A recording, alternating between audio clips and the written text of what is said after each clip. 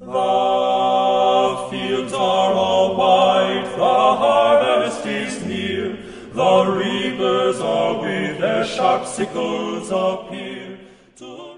We now need to address the important misconceptions regarding the scope and geographical focus of biblical prophecy.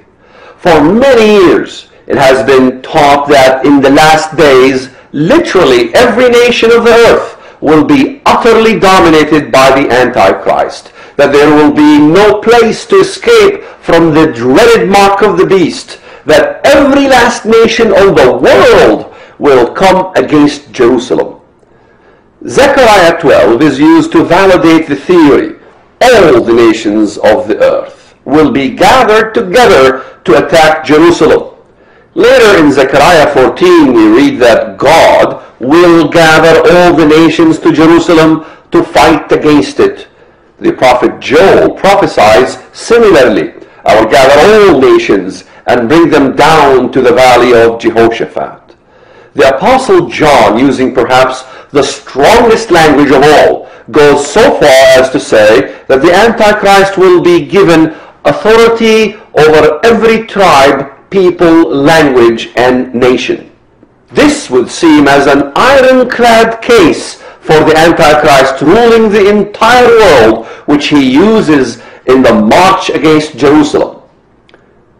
However, the word used for earth in Zechariah is eretz, which most often is translated as land. But there are many verses in the Bible that also use this same type of language, yet are all clearly not speaking of the whole globe per se.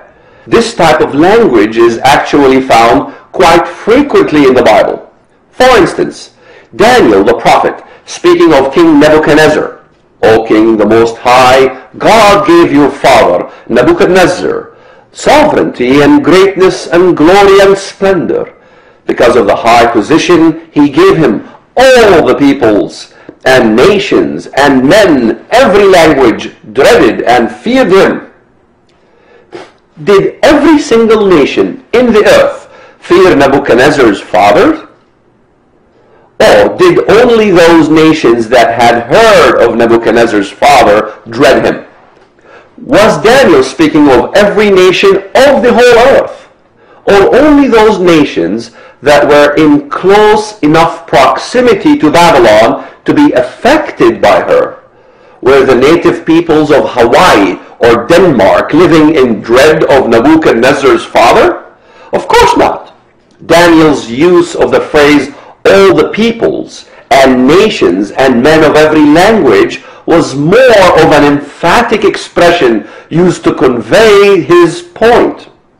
There are numerous examples like this through the whole Bible. Let's return to the passage in Zechariah 12 and read it in full context. I am going to make Jerusalem a cup that sends all the surrounding peoples reeling. Judah will be besieged as well as Jerusalem. On that day, when all the nations of the earth are gathered against her, I will make Jerusalem an immovable rock for all the nations. All who try to remove it will injure themselves.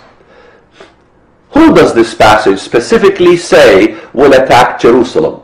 The answer is the surrounding peoples. Today, the nations that encircle Israel on every side are Muslim. The prophet Joel confirms this as well. Speaking of a final attack against Jerusalem, Joel prophesied, I will gather all nations and bring them down to the valley of Jehoshaphat. Then I will enter into judgment with them there on behalf of my people, my inheritance Israel, whom they have scattered among the nations, and they have divided my land. Hasten and come, all you surrounding nations, for there I will sit and judge all these surrounding nations. Ezekiel, for instance, also specifies who the nations are that will attack Israel and incur God's judgment at the end of the age. O mountains of Israel, this is what Jehovah the Sovereign says to the mountains and hills, to the ravines and valleys, to the desolate ruins and the deserted towns that have been plundered and ridiculed by the rest of the nations around you. This is what Jehovah the Sovereign says. In my burning zeal I have spoken against the rest of the nations, against all Edom, for with glee and with malice in their hearts they made my land their own possession, so that they might plunder its pasture land. Then the nations that are left round about you will know that I, Jehovah, have rebuilt the ruined places and planted that which was desolate. I, Jehovah, have spoken and will do it. Notice the pattern. First, there is specific mention of the nations around you. Then one of them is named Edom, while Edom is used as a general term referring to the enemies of the Jews who lived to the east of Israel.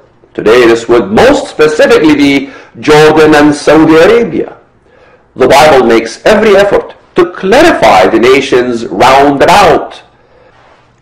Another reason the position that every nation will fall to Antichrist is impossible is the fact that some will resist the Antichrist and even attack him. Many countries will fall, but Edom, Moab, and the leaders of Ammon will be delivered from his hand. The Bible says many countries, not all. Elsewhere we read that Kittim will come against him. Daniel 11:30 says that ships of Kittim, often translated as out of the west, will come against the king of the north, the Antichrist. For the ships of Kittim shall come against him. Josephus identifies Kittim as Cyprus. The name was first used to identify the Phoenician port of Kitium in Cyprus. In fact, Kittim actually appears in the Dead Sea Scrolls and is even translated as Romans in the Septuagint. In general, the term Kittim was used to refer to all the islands and settlements along the sea coasts, as well as to the people who had succeeded them when the Phoenician power decayed. Thus, Kittim generally refers to the islands and coasts of the Mediterranean and the races that inhabit those areas. Note that none of these lands are Muslim. If the Antichrist were to come from the Western Roman Empire or Europe, the ships of Kittim would not come against him. To answer the question, are any European nations mentioned in the Bible? Well, yes. The ships of Kittim in the Septuagint are literally the European nations from Cyprus to Italy, even to Spain. According to the prophecy of Daniel 11, they attacked Antiochus, who was a foreshadow of the Antichrist. As such, this passage could very well involve a dual fulfillment, and we could have a prophecy about a European attack against the forces of the Antichrist. Consider Turkey's army. It supersedes the combined forces of Great Britain, Italy, and France combined. Yet Turkey is no match for Rome's fleet.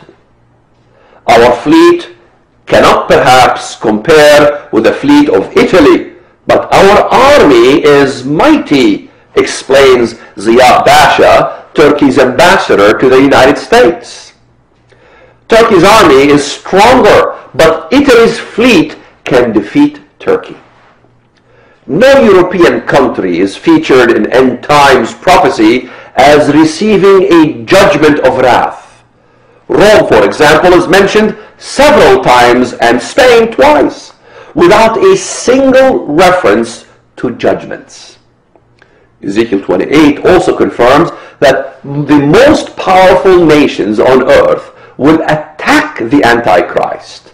Behold, therefore I will bring strangers upon thee, the terrible of the nations, and they shall draw their swords against the beauty of thy wisdom, and they shall defile thy brightness. The term terrible implies not ugly or awful, but very powerful in battle. That is, terrible in battle. God will rise up several nations to attack the Antichrist. Therefore, it cannot be true that every nation of the earth will fall to the Antichrist and attack Israel. There have always been attempts to establish a one-world government, yet they have never succeeded. Why? Because God already in Genesis established that the nations will always be divided, and the devil can never combine the entire earth and the entire globe under his command, because God ordained it as such.